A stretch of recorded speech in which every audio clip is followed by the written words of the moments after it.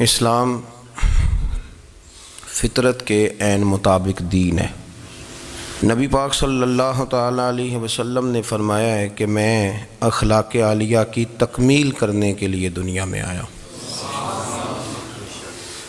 جتنے اخلاق ہو سکتے تھے، جتنی خوبصورتیاں ہو سکتی تھیں، جتنی اللہ کو محبوب تھیں، وہ ساری میرے نبی کریم نے بیان فرمائی، ساری رسول کریم صلی اللہ تعالیٰ علیہ وسلم نے بیان کر دی ہیں، جتنی خوبصورتیاں ہو سکتی تھیں۔ کچھ لوگ ایسے ہوتے ہیں جو بیچارے بائی نیچر ہی کچھ پریشانیوں کا شکار ہوتے ہیں، اور قرآن مجید نے جو ارشاد فرمایا نا کہ کچھ لوگ نفس کی خواہش کو اپنا خدا بنا لیتے ہیں، تو وہ بلا وجہ بھی بہت ساری باتیں کرتے ہیں جن کا کوئی وجود نہیں ہوتا۔ عورت کو حقوق دلانے کے لیے بہت سارے لوگ بہت ساری غلط باتیں کرتے ہیں۔ جو لوگ یہاں سے کسی کو لے جاتے تھے نا دبئی، دھوکہ دے کے اور لے جاتے تھے یورپ میں، عرب ممالک میں دھوکہ دے کے لے جاتے تھے، تو وہ بھی کوئی خواب ہی تو دکھاتے تھے کہ اتنے لاکھ تنخواہ ہوگی، اتنا کچھ ہوگا۔ وہاں جا کے پتہ چلتا تھا کہ جیب سے بھی دینے پڑیں گے کچھ۔ بہت سارے لوگ ایسے ہوتے ہیں، وہ سارے خوبصورتی کے نام پر ہی دھوکہ دیتے ہیں۔ آپ کو پتہ ہے کہ جو آدمی کسی کو لالچ دیتا ہے تو کسی کو لوٹنے کے لیے اسے لالچ دینا بڑا ضروری ہوتا ہے۔ لوگ پہلے لالچ دیتے ہیں پھر لوٹتے ہیں، پہلے مکمل لالچ دیتے ہیں، یہ چیز مل جائے گی، یہ چیز مل جائے گی۔ لوگ مکمل لالچ دیتے ہیں، اس کے بعد پھر لوٹتے ہیں۔ اور اگر لالچ نہ دیں تو کوئی آدمی قابو آئے گا؟ لوگ لوٹتے ہیں لالچ دے کر۔ اچھا، اب وہ جو جس کو لالچ دیا جا رہا ہوتا ہے وہ کہہ رہا ہوتا ہے کہ نہیں تمہیں نہیں پتا، وہ اس وقت ماننے کو تیار نہیں ہوتا۔ وہ کہتا ہے اتنی خوبصورت باتیں کر رہا ہے، اتنی اچھے پیغام دے رہا ہے، تم میرے دشمن ہو، تم مجھے منع کر رہے ہو۔ ہوش تب آتی ہے کہ جب سب کچھ لٹ جاتا ہے۔ عورت کو ویسے بھی قابو کرنا بڑا آسان ہوتا ہے۔ اعلیٰ حضرت بریلوی رحمۃ اللہ علیہ فرماتے ہیں بیٹیاں نازک شیشیاں ہوتی ہیں، ان کو تو ذرا سی چوٹ لگے تو ٹوٹ جاتی ہیں۔ دیکھیں کتنا بڑا جملہ کہا بریلی کے امام، نازک شیشیاں ہیں۔ ذرا کوئی آدمی گمراہ کرتا ہے، ذرا خراب کرتا ہے۔ اب دیکھیں نا، یہ جو بچیوں کو بچے مس گائیڈ کرتے ہیں، انہیں بڑے بڑے خواب دکھاتے ہیں، وہ بیچاری ماں باپ کو چھوڑ کے، بہن بھائی کو چھوڑ کے اس کے ساتھ شادی کرتی ہے، پھر جو اس کا بعد میں حشر ہوتا ہے، آپ ادلیاں نو سردار پہن تکے تے شرما والیاں نو جھوٹے ڈولیاں دے۔ پھر وہ بیچاری ماں باپ رکھتے نہیں، وہ ظلم کرتا ہے، تو کتنی بڑی تکلیف میں وہ بچی آ جاتی۔ نازک شیشی ہوتی ہے نا تو ٹوٹ جاتی۔ یہی حال اب جدید خواتین اور یہ جو کچھ اینکر پرسن ہیں، یہ اصل میں نا یہ آپ کو سیاست سکھاتے ہیں، لیکن یہ مادر پیدر آزاد لوگ ہیں، بالکل آزاد۔ یہ تو علماء شور نہ کریں، بات نہ کریں، گفتگو نہ کریں، مشائخ بات نہ کریں، اور یہ جو کچھ سنجیدہ اور دینی طبقہ ہے یہ کوئی شور نہ کرے، یہ تو روڈوں پہ ننگے ہو کے آ جائیں معاذ اللہ۔ خوفناک نظریہ رکھتے ہیں یہ لوگ۔ عورت کو کہتے ہیں تیرے حقوق ہم تجھے لے کے دیں گے۔ مثلاً وہ کون سا حق ہے جو تم نے لے کے دینا ہے؟ میرے نبی کریم صلی اللہ علیہ وسلم اس کو بیٹی بھی بنایا ہے، اس کو بہن بھی بنایا ہے، اس کو ماں بھی بنایا ہے، اسے بیوی کا عالی شان رتبہ بھی عطا فرمایا ہے۔ اور چونکہ بیٹی کا بھی حق بڑا بیان کیا جاتا ہے، بہن کا بھی، ماں کا بھی، اور بیوی کے معاملے میں لوگ سمجھتے ہیں کہ زیادہ بات نہیں کرنی چاہیے، شاید مسئلہ خراب ہو جائے۔ حالانکہ نبی پاک صلی اللہ تعالیٰ علیہ وسلم نے بیوی کے بارے میں پتہ کیا فرمایا؟ فرمایا جب تم نکاح کر لیتے ہو تو اپنا ایمان محفوظ کر لیتے ہو۔ اب میں اس کی شرح نہیں کرتا، اب خود کر لیجئے گا کہ وہ ایک ایسی شخصیت ہوتی ہے کہ جس کی موجودگی میں آپ کا ایمان محفوظ ہے۔ اب میں نہیں سمجھتا کہ اس سے بڑی بات کوئی اور ہو سکتی ہے، جس کی موجودگی میں آپ کا ایمان، اور بھئی یہ حدیث پاک عرض کر رہا ہوں، نکاح جب کوئی کر لے تو اس نے اپنا ایمان مکمل کر لیا۔ اس کا معنی یہ ہوا کہ آپ کا ایمان محفوظ ہے اس کی موجودگی میں۔ تو اس سے زیادہ بھی، یعنی ایمان سب سے قیمتی چیز ہے نا، تو اس کے محفوظ ہونے کی وجہ حضور نے نکاح بیان کر دی. تو اب میرا خیال ہے بی بی اگر کوئی اس سے بڑا حقوق مانگے گی تو بیوقوفی کرے گی. اتنا بڑا درجہ نبی کریم نے اسے عطا کر دیا, اتنا بڑا مقام دے دیا کہ تو خامند کے ایمان کے محفوظ ہونے کا ذریعہ بن گئی ہے. عورت کو جو حقوق رسول کریم صلی اللہ تعالی علیہ وسلم نے عطا فرمائے, نبی پاک نے جو حقوق دیے, دیکھیں نا حضرت عبداللہ ابن عمر رضی اللہ تعالیٰ عنہ کی اہلیہ بیمار تھی, تو جلدی جلدی سے وہ آئے. تو جب بہت جلدی ہو, سفر بڑا شدید تھا, تو آپ نے جلدی سے نماز ادا کی, جلدی سے چلے. آپ کے خادم کہنے لگے حضور خیریت ہے؟ فرمایا میری بیوی بیمار ہے. تو اس نے عرض کی حضور آپ کی اہلیہ بیمار ہے, تو آپ نے نماز بھی جلدی سے پڑھی, سفر بھی جلدی جلدی کیا. تو فرمانے لگے یہ وہ چیزیں ہیں جو ہمیں مدینے والے رسول نے سکھائی. آپ اس کیفیات کو سمجھیں کہ حضور صلی اللہ علیہ وسلم نے درس دیا.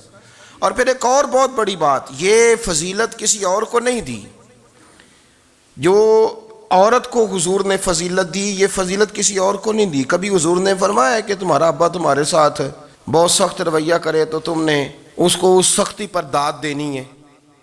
فرمایا چلو اگر وہ زیادتی بھی کرے تو تم نے اس کے ساتھ سلوک اچھا ہی کرنا ہے. لیکن آپ ایک بات کو سمجھے نا کہ بچے کے بارے میں, بیٹے کے بارے میں, بیٹی کے بارے میں فرمایا 10 سال کے ہو کے نماز نہ پڑھیں تو سختی کرو, تمہارا ڈنڈا بھی لٹکنا چاہیے.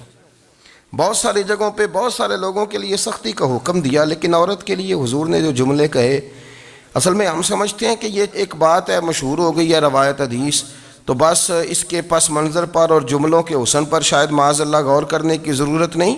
ذرا اس لفظ کی تاثیر پر غور کریں.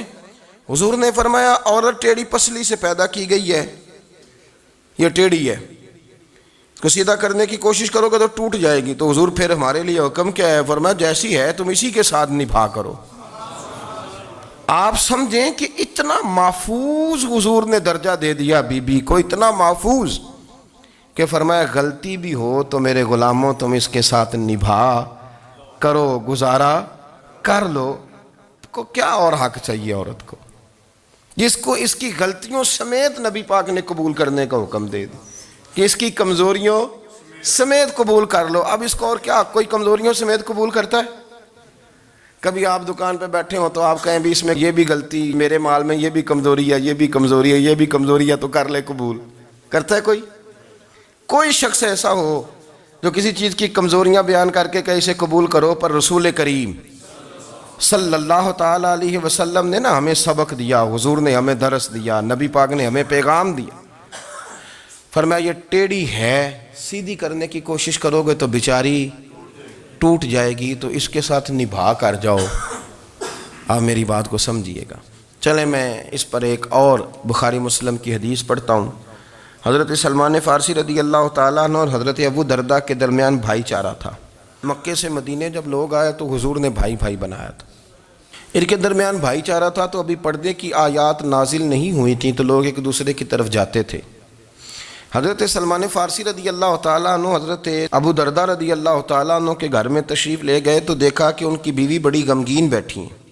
تو ہم نے فرمایا بہن کیا ہوا؟ تو کہنے لگی تمہارے بھائی کو دلچسپی کوئی نہیں رہی, ہر روز روزہ رکھ لیتا ہے اور ساری ساری رات نفل پڑھتا ہے. حضرت سلمان فارسی کہنے لگے ٹھیک ہے کر لیتے ہیں بندوبست. نماز دین ہے کہ نہیں؟ دین ہے نا یہ چیزیں. لیکن حضرت سلمان فارسی جناب ابو درداء سے کہنے لگے آج میں نے تیرے گھر میں رہنا رات کو, کیونکہ وہ تو ساری رات نماز پڑھتے تھے, نفل پڑھتے تھے. انہوں نے کہا ٹھیک ہے. ایک بستر لا کے بچھا دیا حضرت سلمان فارسی کے لیے. سلمان فارسی فرمانے لگے دوسرا بھی لا. کہا وہ کیا کرنا ہے؟ فرمانے لگے تو نے بھی سونا ہے, میں نے بھی سونا ہے, تو نے بھی سونا ہے. عشاء پڑھیں گے اور پھر دونوں سوئیں گے. کہا میں نے تو نماز پڑھنی ہے. فرمایا تہجد کے وقت اٹھ کے پڑھیں گے, اللہ کے رسول بھی رات آخری حصے میں جا کے نماز پڑھتے. ادھر ساتھ سلا لیا. وہ تھوڑی کو دیر سوئے, اب عادت تھی ساری رات اٹھنے کی, ذرا اٹھنے لگے بستر سے. تو حضرت سلمان فارسی فرمایا چپ کر کے سو جا, وہ بڑی رات پڑی ہوئی, چپ کر کے سو جا. وہ لیٹ گئے, پھر اٹھنے لگے. تو فرمایا سو جا چپ کر کے, بڑا ٹائم ہے. سحری کے وقت اٹھے, نفل پڑھے. ان کا ارادہ تھا روزہ رکھنے کا. تو فرمانے لگے کل رکھا تھا نا نفلی روزہ؟ جی رکھا تھا. پرسوں بھی رکھا تھا, ترسوں بھی رکھا تھا. فرمایا آج نہیں رکھنا, آج میں تیرا مہمان ہوں, سارا دن کٹھے مل کے روٹیاں کھائیں گے, آج نہیں روزہ رکھنا. سلا دیا. اب حضرت ابو درداء رضی اللہ تعالیٰ عنہ کہہ تو کچھ نہ سکے، پر کہنے لگے سلمان تمہیں پتہ ہے تم کیا کر رہے ہو، نہ تم نے مجھے رات اٹھ کے زیادہ نفل پڑھنے دیے، سویرے روزہ نہیں رکھنے دیا۔ تو حضرت سلمان فارسی کہنے لگے کوئی لمبی بات تو نہیں نا، چلتے ہیں نا ابھی فجر میں مسجد نبی میں، تو نبی پاک کو بتاتے ہیں سرکار دو عالم علیہ السلام کی خدمت میں تو اپنی بات کرنا، میں اپنی کروں گا، حضور نتیجے کا اعلان فرما دیں گے، بات طے ہو جائے گی۔ حاضر خدمت ہوئے، عرض کی یا رسول اللہ صلی اللہ تعالیٰ علیہ وسلم یہ ساری رات نفل پڑھتے ہیں، ہر روز روزہ رکھتے ہیں، ان کی اہلیہ غمگین بیٹھی ہیں، حکم فرمائیں۔ تو نبی پاک صلی اللہ علیہ وسلم نے فرمایا پھر ہوا کیا؟ یا رسول اللہ میں نے رات سلایا ہے، سحری میں اٹھایا ہے، سویرے روزہ نہیں رکھنے دیا۔ نبی پاک نے فرمایا سلمان فارسی نے ٹھیک کیا ہے، سلمان فارسی نے ٹھیک کیا۔ پھر حضور نے فرمایا، نبی کریم نے فرمایا ابو درداء تیرے اوپر اگر اللہ کا حق ہے، اس کے رسول کا حق ہے، دین کا حق ہے، تو فرمایا تیری آنکھ کا بھی تیرے اوپر حق ہے، تیرے وجود کا بھی تیرے اوپر حق ہے۔ یہ حضور نے فرمایا تیرے بچوں کا بھی تیرے اوپر حق ہے، تیری بیوی کا بھی تیرے اوپر حق۔ اس حق کو بھی سمجھے، حقوق اللہ بھی ہیں، پر تیری آنکھ کا بھی تیرے اوپر کیا مانا کہ تیری آنکھ سونا چاہتی ہے تو اسے سلا بھی، تیرے وجود کا بھی تیرے اوپر حق ہے، تو تیرا وجود آرام کرنا چاہتا ہے تو اسے آرام بھی کرا۔ اور پھر وہاں نبی پاک صلی اللہ علیہ وسلم نے فرمایا میں تم سب، سننا یہ لفظ حدیث کے، حضور نے اسی موقع پر فرمایا میں تم سب سے زیادہ اپنے رب کو جانتا ہوں اور میں تم سب سے بڑھ کر اپنے رب سے ڈرتا ہوں۔ حضور فرمانے لگے میں روزہ بھی رکھتا ہوں، افطار بھی کرتا ہوں، یعنی کبھی رکھتا ہوں اور کبھی نہیں رکھتا۔ فرمایا میں نفل بھی پڑھتا ہوں اور اپنی بیویوں کو وقت بھی دیتا ہوں۔ سرکار مسجد میں بھی آتے تھے، نواسوں کے ساتھ کھیلا بھی کرتے تھے، ان کے ساتھ پیار بھی کرتے تھے۔ تو اتنے بڑے حقوق حضور نے بیان فرمائے عورتوں کے کہ تمہاری بیوی کا بھی تمہارے اوپر۔ لو ایک حدیث بخاری کی اور یہاں بیان کر دیتا ہوں۔ ایک شخص نے آ کے عرض کی یا رسول اللہ صلی اللہ تعالیٰ علیہ وسلم جہاد کے لیے تیاری ہو گئی ہے، صفیں بن رہی ہیں، مجاہدین کی تیاری ہے، تو میرا بھی نام لکھ دیا گیا ہے مجاہدوں کی لسٹ میں، لیکن یا رسول اللہ صلی اللہ تعالیٰ علیہ وسلم میری بیوی نے حج کی تیاری کر لی ہے اور میرے دوستوں نے، صحابہ نے میرا نام مجاہدین کی لسٹ میں لکھ دیا، تو میرے لیے کیا حکم ہے؟ یہ بخاری مسلم ہے۔ تو نبی پاک صلی اللہ تعالیٰ علیہ وسلم نے فرمایا جہاد پہ کوئی اور چلا جائے گا تو بیوی کے ساتھ حج کرنے جا، اسے محرم کی ضرورت ہے، وہ تیرے بغیر کیسے جائے گی؟ مجاہدین کو تو اور مجاہد مل جائے گا، پر تو اپنی بیوی کے ساتھ جانا۔ نبی پاک صلی اللہ علیہ وسلم نے مرد کو محافظ بنایا ہے، عورت کو مرد کا قیدی نہیں بنایا، بلکہ عورت کو حفاظت عطا کی اور مرد کو اس کا محافظ بنایا۔ اب بچیاں آزاد ہونا چاہتی ہیں، اور آزادی بھی وہ والی کہ جو بنیادی طور پر آزادی نہیں، فحاشی ہے۔ میں نے بہت پہلے کہا ہے کہ اسلام بیٹیوں کو قیمتی سمجھتا ہے۔ جس بندے کے پاس 20 تولے سونا ہو وہ چوک میں لے کے نہیں آتا، وہ قیمتی چیز ہے، اس نے چھپا کے رکھی ہوتی ہے۔ تو جو نبی پاک صلی اللہ علیہ وسلم کا کلمہ پڑھنے والے بیویاں، اسلام انہیں قیمتی سمجھتا ہے، کہتا ہے کہ تم قیمتی ہو لہذا گھر کے اندر رہو، تم باہر نہ آؤ۔ لیکن عورتیں ہیں کہ ان کو بلا وجہ لوگ خراب کر دیتے ہیں اور بلا وجہ وہ اس مغالطے کا شکار ہو جاتی ہیں۔ اب آگے بڑھتے ہیں۔ قرآن مجید نے سورہ نور کی آیت نمبر 30 میں کہا کہ کل للمؤمنین یغضوا من ابصارہم، فرمایا کہ اے محبوب علیہ السلام مومن مردوں سے کہہ دو کہ اپنی نظریں جھکا کے رکھیں، اپنی نظریں۔ اور اگلی آیت میں فرمایا وَقُلْ لِلْمُؤْمِنَاتِ یغضضن من ابصارہن، فرمایا کہ اے محبوب مومن عورتوں سے بھی کہہ دو کہ اپنی نظریں جھکا۔ مرد بھی اپنی نظر جھکا کے رکھے گا عورت کی طرف، لیکن یہ ساری پابندی صرف مرد پر نہیں، عورت بھی غیر محرم کا چہرہ نہیں دیکھے گی، اس پر بھی اسی طرح نظر جھکانے کا حکم ہے جس طرح کہ وہ ہر دکاندار کو بھائی جان کہہ کے گفتگو کرنے کی اس کو بھی اجازت نہیں ہے کہ وہ بھی وہ سمجھے کہ پابندی تو مرد نے کرنی تھی، میں نے تھوڑی کرنی تھی۔ وہ جس کے پاس جائے، جہاں بھی جائے، ڈاکٹر کے پاس جائے، باہر جائے، تو وہ جس طرح مرضی اس کا دل چاہے وہ بات چیت کرے، اس کی عورت کو بھی اجازت اسلام نہیں دیتا۔ بنیادی طور پہ اسلام شرم و حیا کا دین ہے، حیا کی بات کرتا ہے۔ حیا کی جب ہم تعریف کرتے ہیں تو حیا کی تعریف یہ ہے کہ کوئی کبھی چیز دیکھ کے نہ تو آپ کی طبیعت میں کراہت محسوس ہو، آپ کوئی غلط جملہ منہ سے نکالتے ہوئے ذرا جھجکیں، آپ کوئی غلط بات کرتے ہوئے تھوڑا بوجھ محسوس کریں۔ ہمارے ہاں تیزی سے فروغ پایا ہے بے حیائی نے۔ سنگیوں کی محفلیں، یاروں کی محفلیں، اس میں غلیظ گفتگو ہوتی ہے الا ماشاء اللہ۔ جن دوستوں کو بڑی پاک صاف گفتگو کرنی چاہیے، دوستی کا رشتہ بڑا مقدس رشتہ ہے، جو یہاں ایک دوسرے سے پیار کریں گے جنت میں بھی اکٹھے داخل کیے جائیں گے۔ شرط یہ ہے کہ پیار اللہ رسول کی رضا کے لیے ہو، لیکن اس کے اندر اگر آپ کی گفتگو کچی ہو، کمزور ہو، فحاشی والی ہو، عریانی والی ہو، وہ ہمارے ہاں تو اب اس کو لوگ فیشن سمجھتے ہیں، اس کو مردانگی کی علامت سمجھتے ہیں کہ وہ جی ساری باتیں جی وہاں ہو گئیں، اور جس کا جو جی چاہا اس نے کہا۔ آپ جب حیا کے دائرے میں ہوتے ہیں تو آپ خود بھی سکون محسوس کرتے ہیں۔ دیکھیں نا، آپ کو نیند سکون سے کہاں آتی ہے؟ جہاں کمرہ بند ہو، چاروں جانب دیوار ہے، اوپر چھت ہے، خالی دروازہ بھی کھلا ہوا ہونا تو جب بندہ سکون لینا چاہتا ہے تو کہتا ہے یار ذرا دروازہ ذرا بند کر دو۔ وہ اچھی طرح اپنے آپ کو چھپا لیتا ہے نا حیا کے پردے میں، تو اللہ اسے سکون عطا کرتا ہے۔ اور جو اس سے بھی زیادہ ٹھنڈی نیند میں جانا چاہتا ہے وہ کہتا ہے لائٹ بھی بند کر دو۔ اب وہ مکمل طور پہ سمجھتا ہے کہ میں چاروں جانب سے چھپ گیا ہوں، اگر میں کھل کے بھی سو جاؤں گا تو میرا چونکہ پردہ قائم ہے تو مجھے کوئی دشواری نہیں ہوگی۔ آپ جب چھپ جاتے ہیں، جب آپ حیا کے اندر سمٹ جاتے ہیں، جب آپ چادر کے اندر آ جاتے ہیں تو آپ بہت ساری جگہوں پہ آسانی محسوس کرتے ہیں۔ تو حیا تو آپ کو سکون دیتی ہے، حیا تو دل کو راحت دیتی ہے۔ میں بڑی ذمہ داری سے بات عرض کرتا ہوں، قرآن مجید نے نا ایک مقام پہ مذاق کو، ایک مزاح ہوتا ہے خوش طبی، وہ نہیں، مذاق اڑانا، قرآن پاک نے نا مذاق کو ایک جگہ پہ جاہلوں کا طریقہ بھی قرار دیا ہے۔ بنی اسرائیل کے لوگوں سے حضرت موسیٰ نے کہا کہ گائے ذبح کرو اور ایک ٹکڑا مقتول کو مارو، زندہ ہو کے خود بتا دے گا مجھے کس بندے نے قتل کیا۔ تو کہنے لگے آپ ہمارے ساتھ مذاق کر رہے ہیں۔ تو قرآن مجید کہتا ہے کہ حضرت سیدنا موسیٰ علیہ السلام فرمانے لگے اعوذ باللہ ان اکون من الجاہلین، فرمانے لگے میں اللہ کی پناہ مانگتا ہوں کہ میں جاہلوں میں سے ہو جاؤں۔ یہ مذاق کرنا تو جاہلوں کا طریقہ ہے۔ اگر آپ کی زبان سے بے حیائی کا جملہ نکل گیا، اگر آپ کی زبان سے بے حیائی کا جملہ نکل گیا، آپ نے کہہ دیا کہ ہم آزاد لوگ ہیں، جو مرضی کریں گے، جو مرضی کہیں گے، جو ہمارا دل میں آئے گا کریں گے، تو پھر تو لوگ آپ کا وہ حشر کریں گے کہ آپ سے برداشت ہی نہیں ہوگا۔ جس کا لوگ مذاق بنا لیتے ہیں اور جو مذاق بن جاتا ہے پھر اسے کچھ جینے دیتا ہے۔ آپ حیا کی چادر میں چھپیں گے تو بچیں گے، اگر آپ نے اپنا مذاق بنوا لیا یہ کہہ کے کہ میں نے مرضی کرنی ہے، پھر یاد رکھنا چھپنے کو جگہ نہیں ملے گی، پھر تکلیف میں آ جائیں گے، پھر بہت بڑی اذیت کا شکار ہو جائیں۔ شرم و حیا، عرب کے اندر جو کنواری لڑکیاں تھیں ان میں بڑی حیا ہوتی تھی۔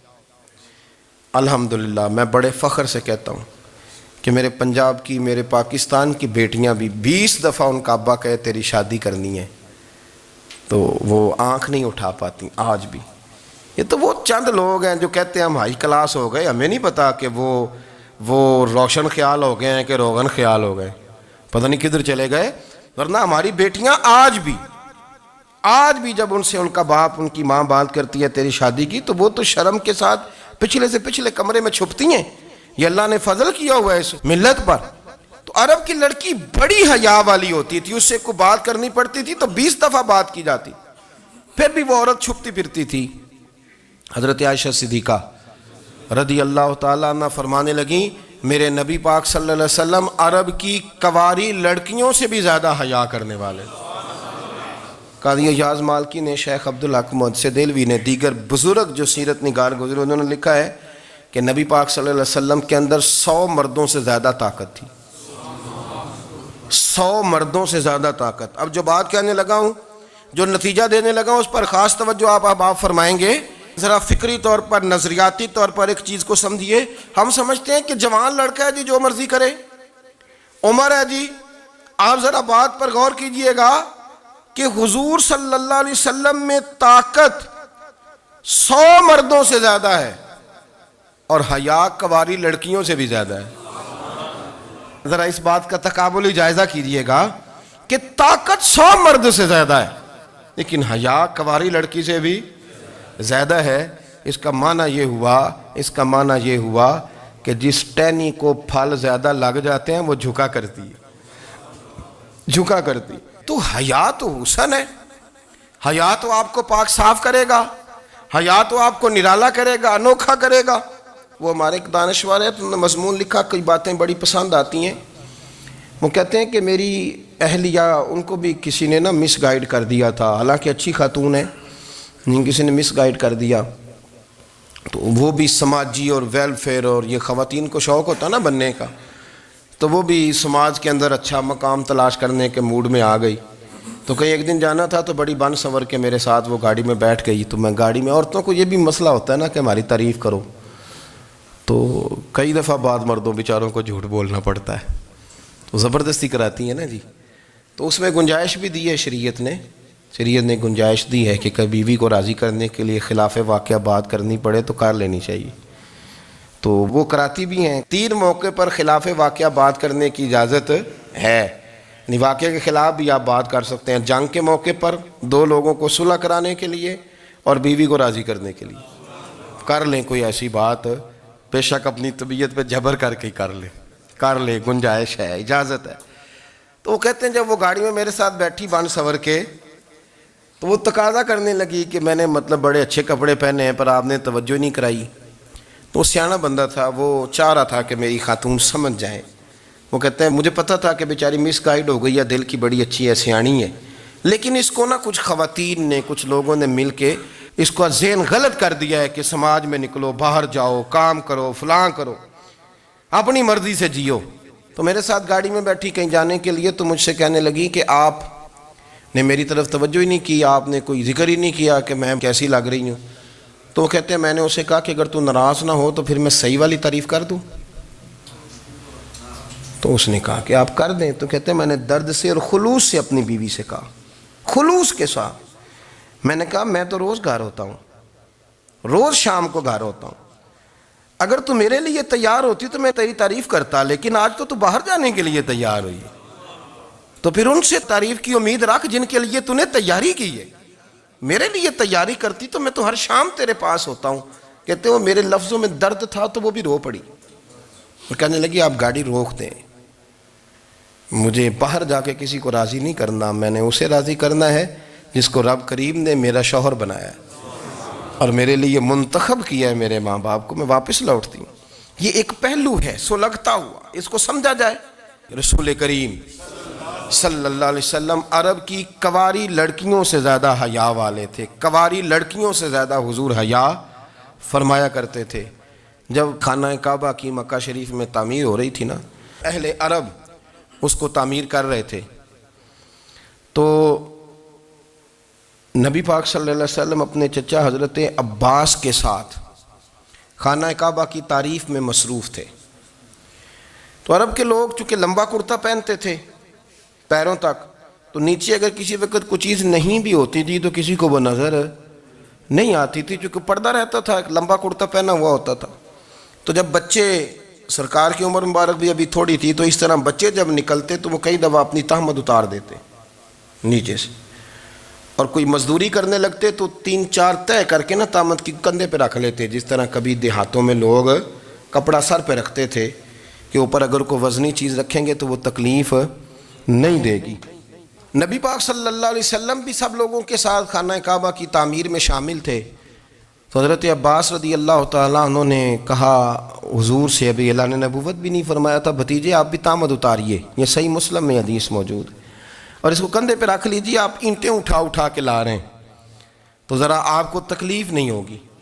تو سرکار دو عالم صلی اللہ علیہ وسلم سے یہ بات کہی، اور پھر جلدی سے حضور کی تہمت کو نکال کے حالانکہ لمبا کرتا پہنا ہوا ہے، تو وہ جیسے ہی ان کے کندھے پہ رکھا اینٹیں رکھنے کے لیے، تو سرکار تو زمین پہ گر گئے، بے ہوش ہو گئے، آنکھیں آسمان کی طرف، اور پھر حضور پکار رہے ہیں آزاری آزاری آزاری، میرا تہمت دے دو، میرا تہمت دے دو۔ کبھی کوئی شخص اس وجہ سے بھی بے ہوش ہوا ہے کہ میرے وجود سے کپڑا اتر گیا ہے؟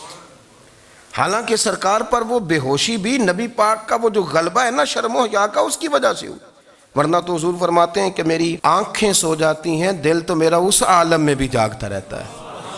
تو سرکار زمین پہ تشریف لے آئے، آنکھیں میرا طامت دے دو، میرا طامت دے دو، تو جلدی سے انہوں نے طامت دیا تو حضور نے باندھ لیا۔ پھر طبیعت مبارک میں تسلی ہوئی، یعنی ہم اس رسول کے غلام ہیں کہ جن کے تو وجود سے کپڑا اتر جائے تو حضور برداشت نہیں کرتے، قبول نہیں فرماتے، تکلیف شروع ہو جاتی۔ لیکن یہاں نوجوان ہیں اور بڑا قد کاٹ ہے اور بڑے بڑے سمجھدار لوگ ہیں، گرمی آتی ہیں تو شارٹ کپڑے پہن کے گھومتے ہیں، ان کو خیال نہیں کہ یہ وہ والا لباس ہے جو باہر تو کیا گھر میں اماں کے سامنے نہیں پہننا چاہیے، بہنوں اور بیٹیوں کے سامنے نہیں پہننا چاہیے۔ آپ کی گفتگو میں شرم و حیا ہو، آپ کے لب و لہجے کے اندر حسن ہو۔ آپ کو پتہ ہے نبی پاک صلی اللہ علیہ وسلم نے فرمایا میری امت میں سب سے زیادہ حیا کرنے والے عثمان غنی ہیں، عثمان غنی سب سے زیادہ حیا کرنے والے۔ آپ فرمایا کرتے تھے جب سے حضور کا چہرہ دیکھا ہے میں نے کبھی اپنی شرمگاہ بھی نہیں دیکھی، میں نے آنکھوں کا وضو نہیں توڑا، اور جب سے حضور کے دست مبارک میں نے بیعت کے لیے سیدھا ہاتھ بڑھایا تو پھر سیدھا ہاتھ میں نے کبھی گندگی کو نہیں لگایا۔ حیا تھی۔ آپ باتھ روم کے اندر بھی غسل فرماتے تھے تو کپڑوں سمیت کرتے تھے۔ کسی نے کہا حضرت جی واش روم کے اندر کیوں نہیں کپڑے اتارتے؟ آپ فرمانے لگے باہر بندوں سے حیا کرتا ہوں، اندر جاتا ہوں تو رب سے حیا آنی شروع ہو جاتی، وہ تو دیکھ رہا ہے نا۔ تو میں جو بات آپ کی خدمت میں عرض کرنا چاہتا ہوں اس کو آپ سمجھیے گا میرے عزیز، کہ شرم والا مزاج، گفتگو بھی شرم والی، آنکھیں بھی شرم والی، لباس بھی شرم والا، دوستی یاری بھی شرم والی، بہت ساری ایسی باتیں۔ دیکھیں نا آپ ذرا، میں نے کہا کہ باتوں کو سن کے گزر نہ جایا کریں، اس کی گہرائی پر غور کریں۔ حضور علم کا سمندر ہے، سرکار سے زیادہ علم دنیا میں کسی کے پاس موجود نہیں ہے، اور صحابہ کو موقع ملا ہوا ہے اس سمندر سے فیض لینے کا، لیکن ان کی حالت یہ ہے کہ حضرت علی المرتضیٰ فرماتے ہیں 14 دن گزر جاتے، حضور سے کوئی سوال پوچھنا ہوتا تھا پر میں شرم کے مارے نہیں پوچھ پاتا تھا۔ 14 دن بخاری شریف میں موجود ہے۔ ایک دن نبی پاک صلی اللہ علیہ وسلم نے پوچھا صحابہ سے کہ وہ کون سا درخت ہے جس کے پتے نہیں گرتے، اور وہ درخت اس طرح ہے جس طرح مومن ہوتا ہے، وہ درخت میرے مومن کی طرح بتاؤ۔ حضرت عبداللہ ابن عمر فرماتے مجھے پتا تھا کہ وہ کھجور کا درخت ہے، لیکن چونکہ ابو بکر صدیق بھی بیٹھے ہیں، عمر فاروق بھی بیٹھے ہیں، مولا علی بھی بیٹھے ہیں، عثمان غنی بھی بیٹھے ہیں، اتنے جید لوگ بیٹھے ہیں، تو مجھے حیا آتی تھی کہ میں کیوں جواب دوں۔ کہتے ہیں سرکار نے کئی دفعہ پوچھا، لوگوں نے کئی اور درخت بتائے، پر فرمایا تمہارا جواب درست نہیں ہے۔ آپ حیا کے اس پہلو پر غور کریں کہ سوال کا جواب آتا ہے، سوال کا جواب، یعنی مجھے سوال کا جواب آتا اور پھر میں دوں نہ، مجھے بدعزمی نہ ہو جائے گی؟ یہ کیسے ممکن ہے کہ میری رات گزر جائے، مجھے پتا بھی تھا اور میں نے بتایا نہیں؟ بہت سارے لوگ آ کے بہت ساری باتیں بتاتے ہیں، بہت ساری باتیں وہ سمجھاتے ہیں، تو ہم غور سے ان کا چہرہ دیکھنے لگ جاتے ہیں، کہتے ہیں یار اس کا تو دعویٰ تھا کہ میں سمجھنے آتا ہوں، تو یہ تو ہمیں سمجھا رہا ہے، چلو الحمدللہ ہم سمجھنے کو تیار ہیں۔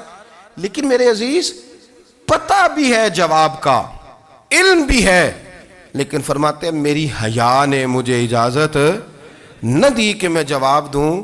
آپ فرماتے ہیں پھر حضور سے صحابہ نے عرض کی کہ یا رسول اللہ آپ ہی بتا دیں وہ درخت کون سا ہے، تو حضور نے فرمایا بھئی وہ کھجور کا درخت ہے۔ تو آپ فرماتے ہیں میں دل ہی دل میں کہہ رہا تھا کہ الحمدللہ میرا جواب درست ہے، حالانکہ میں نے جواب دیا ہی نہیں۔ تو لفظوں میں حیا، جملوں میں حیا، آنکھوں میں حیا، اٹھنے میں حیا، بیٹھنے میں حیا، چلنے میں حیا ایک خوبصورت حسن ہے، اور نبی پاک صلی اللہ علیہ وسلم نے فرمایا جب تو بے حیا ہو جائے نا پھر تو آزاد ہے، پھر تو جو مرضی کا، پھر تو جو، اس لیے بزرگ جب کسی کو بے حیا کہتے تھے نا،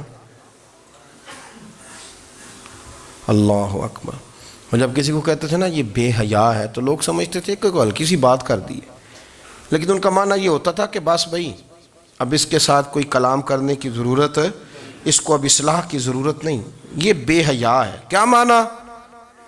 کہ اب یہ جو اس کے دل میں آئے گا وہ کرے گا، جو اس کی طبیعت چاہے گی وہ کرے گا، اب یہ کسی پہلو بھی قابو آنے کو تیار بے حیا ہو گیا۔ بے حیائی بہت بڑا عیب ہے، اور جو لوگ کہتے ہیں کہ ہمیں بالکل آزادی ہونی چاہیے، ہمارا اپنا جسم ہے تو ہماری اپنی مرضی چلے گی۔ ایک وزیر صاحب ہیں، پتہ نہیں میں ان کو جانتا تو نہیں، انہوں نے سینٹ میں تقریر کی ہے، میں نے ان کی بات سنی ہے، اس نے کہا نہیں بھائی جسم رب کا ہے تو مرضی بھی تو رب کریم کی چلے گی، اور مرضی بھی یہ مرضی بھی اللہ کی. یہ مجھے تھوڑا سا مسئلہ ہے جسم پر، کبھی کبھی مجھے کثرت سفر سے الرجی ہو جاتی ہے. میرے ساتھ لوگ نا دل سے پیار کرتے ہیں. شاید ہی کوئی اچھا ڈاکٹر ہو جس تک میرے سنگی مجھے لے کے نہ گئے ہوں، پر جسم اللہ کا ہے نا، مرضی بھی جب وہ چاہے گا صحت دے گا. کیوں کچے کاموں میں لوگ پڑ گئے، کیوں غلط لوگ سوچ میں پڑ جاتے ہیں؟ یہ اسی کا ہے. اور جب وہ چاہے گا، آپ اس بات کو اچھے طریقے سے سمجھ لیں کہ جو اپنی مرضی چوکوں چوراہوں میں کر رہے ہوتے ہیں نا، جو مرضی گند مند، وہ جانور ہوتے ہیں. وہ جانور ہوتے ہیں جو نہ چونک دیکھتے ہیں، نہ گلی دیکھتے ہیں، نہ انہیں پتہ ہوتا ہے کہ جگہ کون سی ہے. وہ انسان، میں نے کہہ دیا جو میں نے کہنا تھا، میں نے کہہ دیا. وہ جانور ہوتے ہیں. اور جو کچھ انسان ہوتے ہیں نا، ان کے اندر کچھ نہ کچھ پھر شرم حیا بھی ہوتی ہے.